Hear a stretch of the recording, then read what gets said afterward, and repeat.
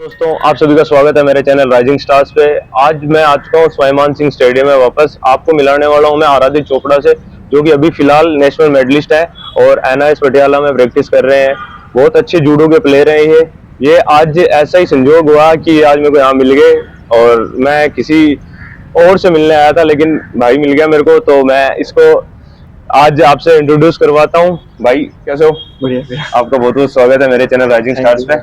तो भैया आप अपनी थोड़ी सी ये बताओ कि जर्नी कहाँ से स्टार्ट हो गई? तो मेरी जर्नी वैसे तो स्कूल से स्टार्ट हुई थी।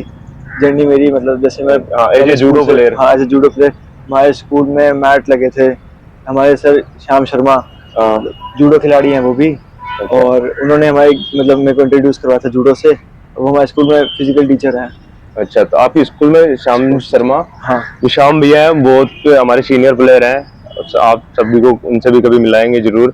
वो भैया के फिजिकल एजुकेशन टीचर थे स्कूल में, तो इन्होंने इंट्रोड्यूस करवाया था पहले जूडो से। तो पहले जब आप जूडो से पहली बार जब जूडो देखा आपने, तो क्या आपके मन में क्या आया? यही कि मतलब इंटरेस्टिंग सा स्पोर्ट लगा कि भाई ऐसे एक दूसरे को फेंक रहे थे बच्चे, तो ऐसा लगा जैसे WWE देखते थे उस टाइम पे, तो बहुत ज्यादा ऐसा लगा कि भाई तो उससे थोड़ा मिलता जुलता है तो उसे करने में मजा आएगा। तो बस वैसे ही स्टार्ट हो गया जूडो। फिर धीरे धीरे कब प्रोफेशनल में पता ही नहीं चला। मतलब वैसे ही नॉर्मली मनोरंजन के तौर पे, एंटरटेनमेंट के तौर पे आपने स्टार्ट किया था जूडो, और एज ए प्रोफेशन आपने कब ले लिया आपको पता ही नहीं चला। आप नेशनल मेडलिस्ट बन गए जूडो में, ये चीजें आपको कुछ पता ही नहीं चली। तो आपने जब ये स्टार्ट किया तो आपके सामने थोड़ी बहुत क्या ऐसा कोई परेशानी आई, या फिर किसी ने बोला कि नहीं ये नहीं करना चाहिए, कोई दूसरा गेम कर लो आप? परेशानी तो ऐसे जब मतलब जूडो इतना इंडिया में यही बात की दिक्कत है कि जूडो इतना फेमस स्पोर्ट नहीं है, मतलब बाकी स्पोर्ट्स की तरह से क्रिकेट वगैरह हो गए, पर धीरे धीरे हो रहा है, जूडो भी ग्रो कर रहा है। तो हिसाब से पहले जैसे वहाँ पता ही था मतलब मेरे घर पे कि जूडो इतना क्या होता है, तो घर वालों को ऐसे डर सा भी लगता था कि भाई हाथ पांव टूट जाएंगे। कदम हम दिखाए थे कि हाथ पांव टूट जाएंगे। वो तो है ही, जूडो में हाथ पैर तो टूट ही जाते हैं। जैसे जैसे नॉलेज होती गई, और मेरी मदर भी एथलीट थी, एथलेटिक्स करती थी, तो उनको भी थोड़ा इंटरेस्ट आया कि भाई करना चाहिए इसको। तो उस हिसाब से भी धीरे धीरे घर वालों का बहुत सपोर्ट रहा, मेरी मदर का बहुत सपोर्ट है मेरे पे। अच्छा, तो आपके घर में परिवार में कौन है, आप बताना चाहोगे? हाँ, मेरे फादर हैं लेक्चरर हैं एलन इंस्टीट्यूट में मैथ्स के। अच्छा, और मेरी मदर हैं हाउसवाइफ हैं, और मेरा छोटा भाई है, और मेरी मदर है जो सबसे ज्यादा सपोर्ट करती है मेरा। अच्छा, तो आपका छोटा भाई क्या करता है? छोटा भाई पढ़ाई करते हैं और वैसे बाकी। तो फिलहाल आप क्या कर रहे हो? सिर्फ जूडो ही कर रहे हो या पढ़ाई में कुछ और चल रहा है? हाँ, अभी मेरी 12th चल रही है, मैं 12th में हूँ अभी आप बोर्ड के ऊपर लिख रहा हूँ मैं। हाँ। मतलब देख सकते हो आप, एक 12th क्लास का स्टूडेंट एक नेशनल चैंपियन है, जो कि जूडो का भविष्य, आने वाला इंडियन जूडो का भविष्य है, क्योंकि अभी ये 12th क्लास में है, ये नेशनल मेडलिस्ट है। बहुत अच्छे सेंटर साई एनआईएस में प्रैक्टिस कर रहा है पटियाला। और जब अभी तो एक इनका जो स्टार्टिंग लेवल है वो स्टार्ट हुआ है, बाकी आगे कॉलेज में चल के inter college, inter university, all India university खेलना है, वर्ल्ड यूनिवर्सिटी आएगा। अभी इतनी स्टार्टिंग में भी इनकी ये इतनी अच्छी पकड़ है गेम के लिए, तो आप देख सकते हो आगे जाके ये कहाँ तक पहुंचेंगे। मात्र आप कितने साल के हो? 17 का हूँ अभी। देख सकते हो आप, 17 साल में इनके पास नेशनल मेडल है। तो अब कोई भी जिसकी रुचि है वो कुछ भी कर सकता है, भाई ने ये प्रूफ किया है।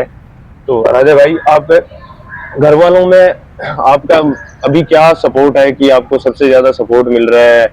क्या पापा क्या कहते हैं, मम्मी क्या कहते हैं, या छोटा भाई है वो क्या किस तरह से देख रहा है आपको? मेरे घर में सारे मेरे को बहुत ज्यादा सपोर्ट करते हैं, बेशक चाहे वो फाइनेंशियल की खिलाड़ी हो। अब एक कॉम्बैट स्पोर्ट्स है, जूडो में पैसे तो लगते ही हैं, मतलब हर एक खिलाड़ी को पता है, हर स्पोर्ट्स में लगते हैं। स्पोर्ट्स में पैसा बहुत जरूरी है। फाइनेंशियली भी घर वाले पूरा सपोर्ट कर रहे हैं मेरे को, जितना उनसे हो पा रहा है पूरा सपोर्ट कर रहे हैं। मेरी मदर मेरे को बहुत ज्यादा सपोर्ट कर रही है, क्योंकि कितनी बार ऐसा होता है कि जैसे अब मैंने एक अलग फील्ड चूज करी है। अपने इंडिया में ऐसे कॉमन नहीं था कि स्पोर्ट्स को एज अ फील्ड लेना, एज अ करियर लेना। वो तो है। अब जैसे करिए तो कोई जैसे बाहर से कुछ कहता भी है घर पे कि क्या कर रहा है, कुछ बढ़िया पढ़ा लो लिखा लो, इसे मतलब कुछ इंजीनियर डॉक्टर जो कॉमन होता है जो हर कोई बनता है। हाँ, आजकल ये इंजीनियर डॉक्टर वाली कहावत चली गई है। हाँ कि भाई बढ़िया, पर वही है ना, अब इस फील्ड में इंटरेस्ट हो, कुछ अलग करेंगे तभी तो थोड़ा नाम बनेगा। वही है, आपने तो बहुत कम उम्र में अच्छा खासा नाम कमा लिया है अपना। तो अब 12th के एग्जाम लिख रहे हो, उसके बाद में आपका 12th के एग्जाम लिखने के साथ साथ पढ़ाई में कोई इम्पैक्ट पड़ रहा है, या फिर आप पढ़ाई चल रही है ठीक से अच्छे से?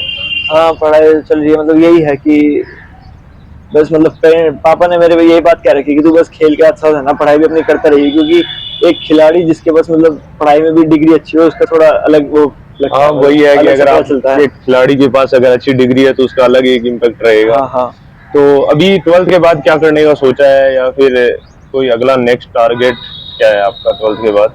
12th के बाद जैसे अब हर साल जूडो में से एशियन चैंपियनशिप वगैरह और ये सारी चीजें होती रहती हैं, इन कॉम्पिटिशन में अब इंडिया को रिप्रेजेंट करना है आगे चल के।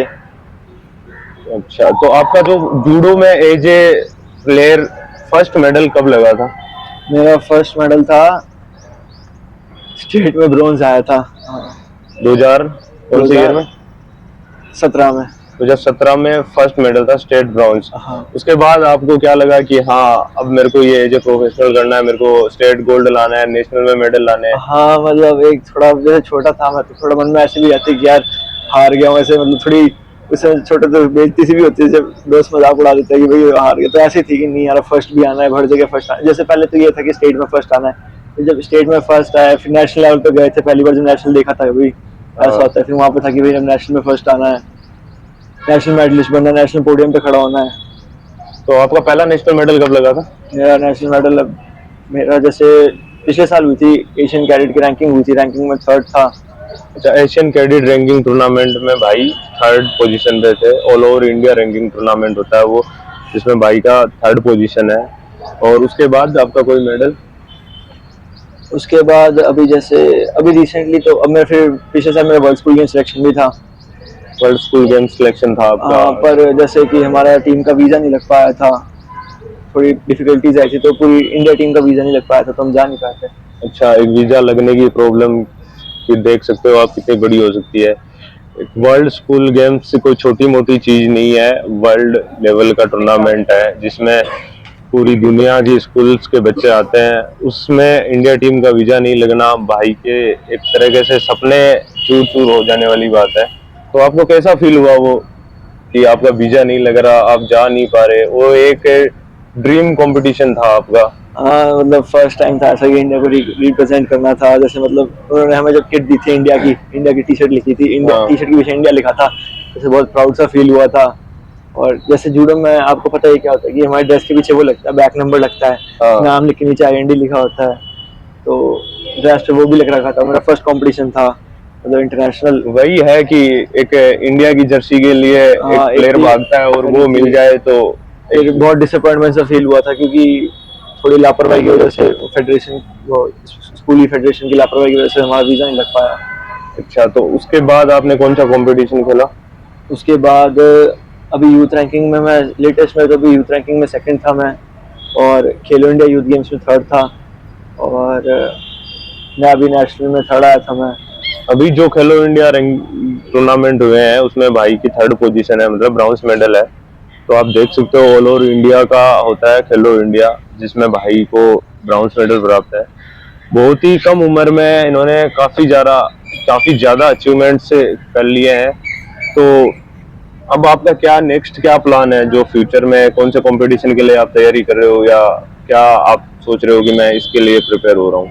जैसे अभी एशियन गेम्स की ट्रायल है अभी इस अगले महीने 7 तारीख से है, तो मैं उसमें सबसे छोटा अपने वेट में देने वाला हूँ ट्रायल।